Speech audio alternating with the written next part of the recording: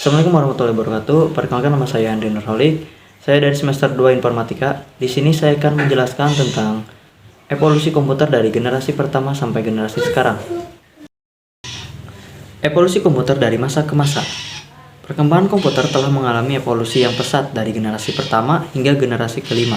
Setiap generasi membawa inovasi yang semakin memudahkan kehidupan manusia, mulai dari komputer besar berbasis tabung vakum hingga kecerdasan buatan atau AI, dan komputer kuantum. Teknologi ini terus mengubah dunia. Generasi pertama, 1940 sampai 1956 atau era tabung vakum. Komputer generasi pertama menggunakan tabung vakum sebagai komponen utama untuk memproses data. Tabung vakum dapat memperkuat sinyal listrik, tetapi ukurannya sangat besar, mudah panas, dan membutuhkan daya listrik yang tinggi. Komputer pada era ini menggunakan kartu berlubang sebagai input dan output, serta diprogram menggunakan bahasa mesin atau bahasa biner 0 dan 1. Karena ukurannya yang sangat besar dan biayanya yang mahal, komputer generasi pertama hanya digunakan untuk keperluan militer dan penelitian ilmiah. Para tokoh pentingnya seperti John Presper dan John Mutzle mencipta ENIAC 1945, komputer elektronik pertama. Alan Turing mengembangkan mesin Turing, dasar teori komputer modern. Yang ketiga ada Howe Aiken, mengembang Harvard Mark I, salah satu komputer awal yang digunakan dalam Perang Dunia Kedua. Contoh komputernya seperti EINAC 1945 digunakan untuk menghitung balistik militer. Yang kedua ada UNIFAC 1 1951, komputer pertama untuk bisnis dan pemerintahan, serta IMB 701 digunakan dalam aplikasi ilmiah dan militer. Generasi kedua, 1956 sampai 1963, era transiator. Komputer generasi kedua menggunakan transiator sebagai pengganti tabung vakum yang membuat komputer lebih kecil, lebih cepat, lebih hemat daya, dan lebih handal. Penyimpanan data mulai menggunakan pita mekanik dan hard disk, mengganti tabung berlubang, dan bahasa pemrograman mulai berkembang dengan munculnya COBOL dan Fortran yang lebih mudah digunakan dibandingkan bahasa mesin. Komputer generasi kedua tidak hanya digunakan untuk militer dan lembaga penelitian, tetapi juga mulai diadopsi oleh dunia bisnis untuk mengelola data. Tokoh penting pada generasi ini adalah William Shockley, John Berger, dan Walter, penemu transiator 1947 di Berlin Glas. Yang kedua ada Grace Hopper, mengembang bahasa pemrograman COBOL. Contoh komputer pada generasi ini adalah IBM 1401, banyak digunakan dalam dunia bisnis. Yang kedua ada UNICAP 3, digunakan dalam pemerintahan dan industri. Yang keempat ada IBM 7090, dipakai oleh NASA untuk proyek luar angkasa. Generasi ketiga, 1964 sampai 1971, era IC. Komputer generasi ketiga mulai menggunakan Integrated Circuit atau IC, yaitu rangkaian elektronik kecil yang dapat menggantikan banyak transilator. Penggunaan IC membuat komputer menjadi lebih kecil, lebih cepat, lebih murah, dan lebih hemat energi dibandingkan generasi sebelumnya. Pada era ini, komputer mulai didukung multiprogramming yang memungkinkan beberapa program berjalan secara bersamaan. Selain itu, kartu berlubang mulai ditinggalkan dan digantikan oleh monitor dan keyboard sebagai alat input dan output. Kemajuan lain dalam generasi ini adalah berkembangnya sistem operasi yang mempermudah penggunanya dalam menjalankan komputer. Tokoh-tokoh penting pada generasi ini seperti John Kibble, penemu IC pertama 1958, Robert Noyes, pengembang teknologi IC silikon. Contoh komputernya seperti IBM System 360, banyak digunakan dalam bisnis dan perbankan. UNICAP 1108 digunakan untuk riset ilmiah, dan PDP-8, salah satu komputer mini pertama. Generasi keempat, 1971 sampai sekarang, era mikroprosesor.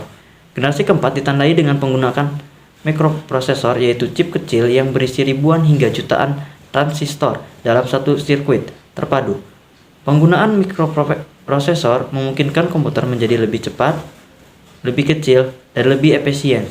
Komputer pribadi atau PC mulai berkembang dan tersedia untuk masyarakat umum. Selain itu, sistem operasi berbasis GUI, Windows, Mac OS, Linux mulai diperkenalkan, membuat komputer lebih mudah digunakan oleh masyarakat.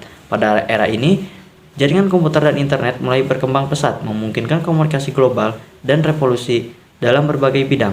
Tokoh pentingnya seperti Marshall Hope, Intel, pengembangan mikroprosesor pertama Intel 1971,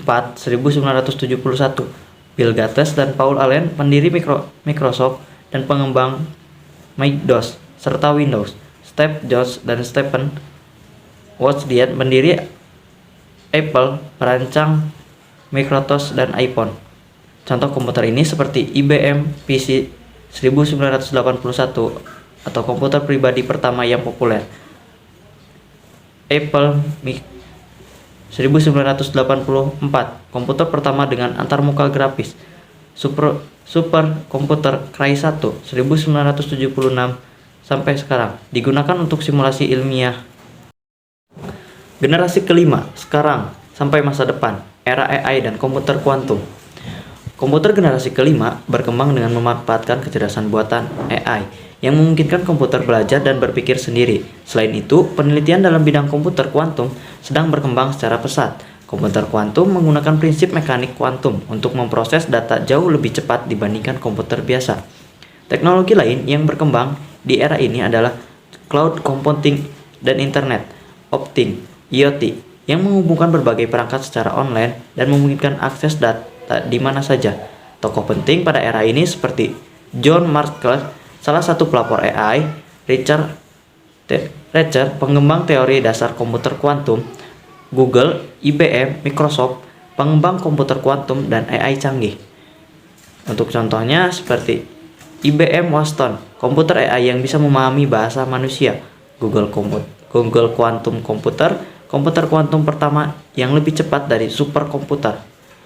Dan yang terakhir ada superkomputer Fugaku, salah satu komputer tercepat di dunia.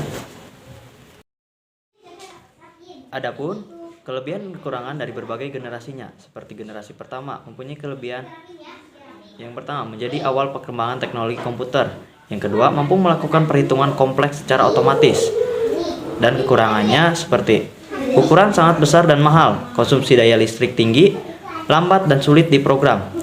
Untuk kelebihan dari generasi kedua yaitu ukuran lebih kecil dan lebih hemat daya dibandingkan generasi pertama, lebih cepat dan lebih handal, mulai mendukung bahasa pemrograman tingkat tinggi. Untuk kekurangannya masih cukup mahal untuk penggunaan pribadi, belum mendukung sistem operasi modern. Dan untuk kelebihan dari generasi ketiga seperti ukuran lebih kecil dan biaya produksi lebih murah, kecepatan pemrosesan lebih tinggi, mulai mendukung multitasking dan sistem operasi, serta memiliki kekurangan masih belum terjangkau untuk penggunaan pribadi. Teknologi IC masih dalam tahap awal pengembangan. Untuk kelebihan dari generasi keempat yaitu komputer menjadi lebih kecil, murah, dan efisien, mulai tersedia untuk masyarakat umum, PC dan laptop, mendukung internet dan komunikasi global. Untuk kekurangannya, rentan terhadap virus komputer dan serangan cyber, masih tergantung pada perkembangan perangkat lunak untuk optimalisasi. Dan untuk kelebihan dari generasi kelima yaitu memiliki yang pertama, memiliki kecerdasan buatan yang bisa memahami bahasa manusia, pemrosesan data jauh lebih cepat dan efisien. Komputer kuantum dapat menyelesaikan masalah yang tidak bisa ditangani oleh komputer biasa. Untuk kekurangannya seperti masih dalam tahap pengembangan yang belum banyak digunakan secara luas. Teknologi komputer kuantum sangat kompleks dan sangat mahal.